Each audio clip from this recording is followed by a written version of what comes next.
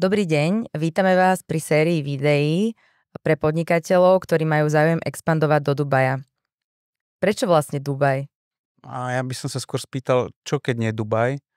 Momentálne je to naozaj bezkonkurenčná destinácia vo celosvetovom meradle. Či už sa bavíme o daniach, bezpečnosti, stabilite alebo pravom kapitalizme. Hej, je to posledná bašta pravého kapitalizmu. Tak povedzme si, prečo práve ten Dubaj? Čo tých podnikateľov, ktorí chodia z celého sveta práve do Dubaja láka? Toto je veľmi zaujímavá otázka. Ona sa dramaticky mení v čase. Hej. S tými klientami sa stretávame už od roku 2018 a tie ich preferencie sa vyvíjajú pomerne dramaticky. Spočiatku to bolo len o daniach a bavili sme sa len o nízkom daňovom zaťažení. Momentálne už stále viac podnikateľov preferuje dostupnosť pracovnej sily, stabilitu, bezpečnosť a tam presne smerujem. Bavíme sa naozaj o tom, že Dubaj je možno poslednou baštou kapitalizmu vo svete, alebo toho pravého kapitalizmu, čo stále viac a viac ľudí vyhľadáva. Možno niektorí ľudia vnímajú tak pejoratívne ten Dubaj. Často hovoria o tom, že si tam mnohí zakladajú schránkové firmy. Možno k tomuto, keby sme nejakým spôsobom sa vyjadrili.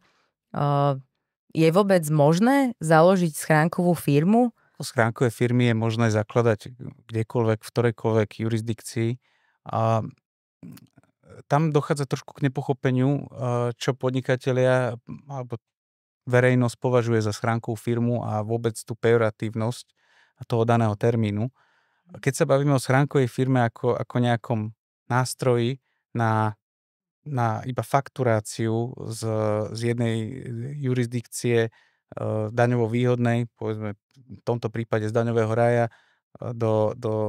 na Slovensko, dajme tomu, alebo do Čiech, tak tento vehikel je absolútne nefunkčný.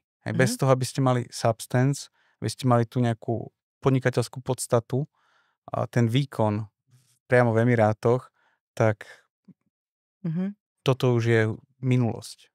Dobre, takže, lebo ono trošku zvádza možno aj to, že keď takto väčšina ľudí sa vyjadruje o Dubaji, že Dubaj je vlastne nejaká, že to je nejaká púšť niekde, kde nič nie je, nič nefunguje, hej, že je to len nejaké takéto miesto. Ale my vieme, že Dubaj je vlastne vyspelá ekonomika, ktorá funguje na trhových princípoch. Spomínali sme, že je tam vlastne pravý kapitalizmus. V čom to spočíva?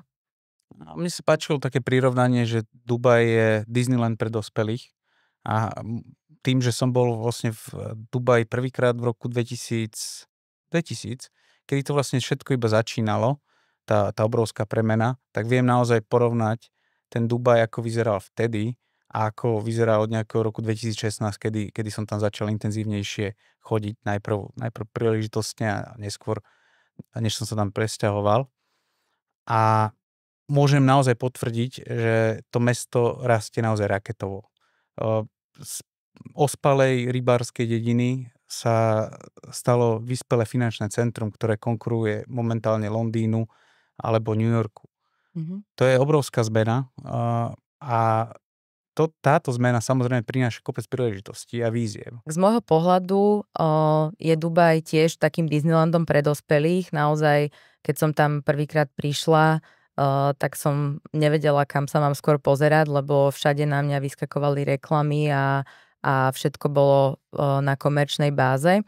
Keď možno porovnám Dubaj s Abu Dhabi, tak Abu Dhabi je vlastne taký konzervatívnejší emirát, ale tiež nie je zanedbateľný, čo sa týka nejakej kúpyschopnosti obyvateľstva.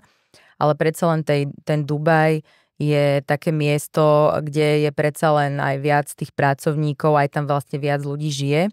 Toto je veľmi, veľmi, veľmi dobrý point. Prečo sa bavíme o Dubaji, keď Spojené arabské emiráty sa skladajú zo 7 emirátov. Každý povie, že ide do Dubaja, nikto nepovie, že ide do Abu Dhabi alebo ide do Šarža. Každý vždycky tie emiráty skráti na ten Dubaj. Aj my sami to vieme, tiež sme nevedeli, akým spôsobom možno máme nazvať niektoré blogy, lebo sme tam dávali presne Spojené arabské emiráty, ale mnoho podnikateľov alebo mnoho ľudí to pozná práve pod názvom Dubaj a možno si myslia, že Dubaj je samostatná krajina, ale je to len časť z tých 7 emirátov. Áno, tam je zaujímavé, alebo ja som to považoval za naozaj zaujímavé. Je tam mýtus, že väčšina ľudí si myslí, že Dubaj žije z ropy. Hej? A toto naozaj nie je pravda. Dubaj nikdy žiadnu ropu nemal, alebo len veľmi máličko a nikdy nepredstavovala nejaký významný príjem z rozpočtu daného emirátu. To znamená, ono to nie je klasická ropná veľmoc, ako si všetci myslia. A všetko je postavené na tvrdom kapitalizme a na obchodných princípoch. Emirát, ktorý má bližšie k tej rope, je skôr Abu Dhabi. A možno práve skrz tú ropu si veľa ľudí mýli Spojené arabské emiráty so Saudskou Arábiou. Saudská Arábia je vlastne vedľajšia krajina. Možno si môžeme povedať niečo k štruktúre obyvateľstva Spojených arabských emirátov. Paradoxne je to ekonomika, kde vlastne iba 12% z celkového počtu populácie sú pôvodní Emiráčania. OK, bavíme sa o tom 12%. Potom, aký je ten zbytok? Zbytok sú vlastne prisťahovalci, ktorí prišli za prácou, investori, študenti a tak ďalej. Väčšina krajín, ktoré tam sú, tak pochádzajú ľudia z Pakistanu, z Indie, z Filipín, z Veľkej Británie. To je taká majorita. Aktuálne na základe aktuálnej geopolitickej situácie je tam veľa Rusov, Ukrajincov. Čo v každom prípade stojí za zmienku je vysoká kúpyschopnosť obyvateľstva žijúceho v Emirátoch. A to sa nebavíme len o tom, že turisti míňajú veľa peňazí, aj každý na dovolenke míňa viac, ako je zvyknutý bežne, ale všetko sa odvíja od tých platov, ktoré sú tam nastavené.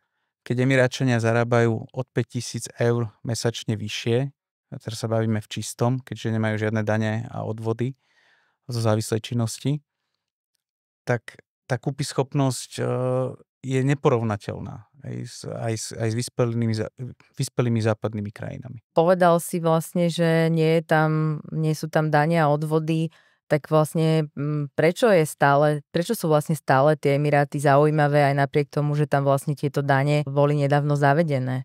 Možno niektorí podnikatelia si všimli, že boli zavedené dane z príjmov právnických osôb a aj napriek tomu sa počet nejakých žiadostí o založenie spoločnosti neznížil, práve naopak, možno sa zvýšil. Čím to vlastne je?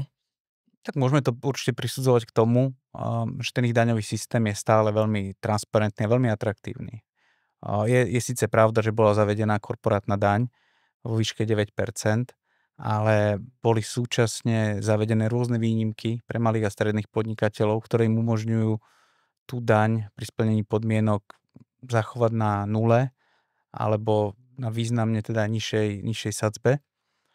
A stále je možnosť pri splnení určitých podmienok pre frízónové spoločnosti zostať na nulovom daňovom zaťažení, čo je naozaj bezkonkurenčné.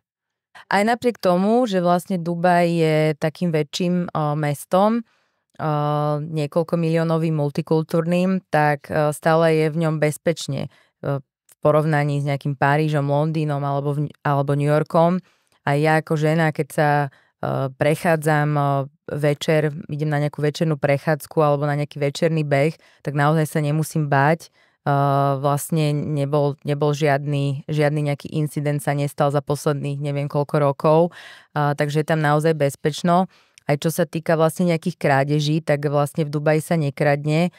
Pokojne si môžete nechať peňaženku s mobilom niekde na lehátku aj si zaplávať do mora a keď sa vrátite, tak všetko je na svojom mieste. Jednoducho tam sa nekradne. Dokonca keď si zabudnete v taxíku notebook alebo tašku, tak vlastne proaktívne vám taxikár alebo vodič Uberu volá, aby vám to doručil, ešte vám to donesie na to dané miesto, kde sa nachádzate len preto, aby ste to vlastne nemali odsudzené. Takže čo sa týka vlastne nejakej kriminality a bezpečnosti, tak myslím, že aj v svetových rebríčkoch sa Dubaj nachádza na tých prvých priečkách. Vlastne tá bezpečná situácia, ktorá je v Emirátoch, vychádza aj z toho, z ich imigračnej politiky, ktorá sa mne osobne veľmi páči, lebo buď tam môže človek prísť ako turista, alebo ako investor, alebo tam môže byť ako zamestnanec, alebo môže byť ako študent.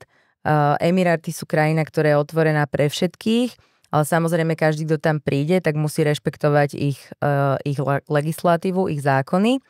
Čiže treba rešpektovať ich zákony a v momente, keď ich nerešpektujete, tak budete vyhostení. Ak vás téma Dubaj zaujala a chceli by ste v Dubaji podnikať, pokojne navštívte našu webovú stránku www.incorportas.com, kde sa dozviete viac informácií. Rovnako môžete sledovať aj naše sociálne siete.